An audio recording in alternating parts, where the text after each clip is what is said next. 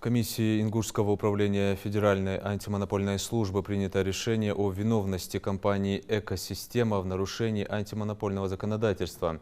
По завершению проверки, которая проходила около 6 месяцев, монополисту запрещены любые действия, направленные на ущемление прав потребителей. По справке УФАС, нарушение заключается в том, что региональный оператор в 2022 году оказывал услуги по обращению с твердыми бытовыми отходами в отсутствии единого действующего тарифа. Последний раз тариф для них государством устанавливался в 2020 году на 2021 год. Но тогда, по представлению прокурора, в 2021 году данный тариф был отменен в связи с тем, что он не подтвержден хозяйствующим субъектом. Соответственно, тариф, по представлению прокурора, был отменен. После этого судом на 2021 год были судебные тяжбы, суд продлил указанные действия отмененного тарифа. А вот в 2022 году уже после возбуждения дела также были судебные инстанции, мы обжаловали решение суда первой инстанции в апелляцию. Апелляция с нами согласилась и отменила обеспечительные меры суда, арбитражного суда, которым данный тариф продлевался. То есть тот тариф, который отменен, нормативный акт, который не действует, он не может быть продлен соответствующим образом, и арбитражный суд этому дал соответствующую оценку.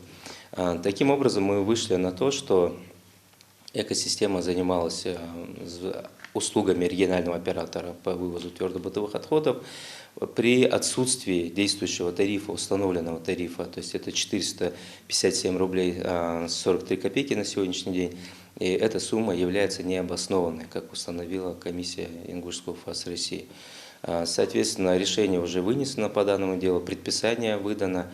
В соответствии с предписанием Экосистеме необходимо прекратить заключение договоров по данной ставке, недействующему тарифу получается, и, соответственно, взыскивать эти же деньги. Самое главное, данное решение касается всех, абсолютно всех участников рынка, это и физлица, и юрлица, и госорганизации нашей республики. Мы им предписали обратиться в нашу жилищную инспекцию для того, чтобы им установили тариф на текущий 2023 год. Это все необходимо будет им сделать.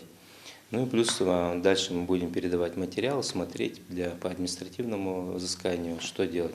Тут тоже есть два момента. Мы можем сумму взыскания в бюджет, федеральный бюджет, весь доход, который они получили, обязательно перевести, перечислить в федеральный бюджет, либо это будет оборотный штраф уже не от той суммы денег, которые они получили за предыдущий год, получается за 2021 год.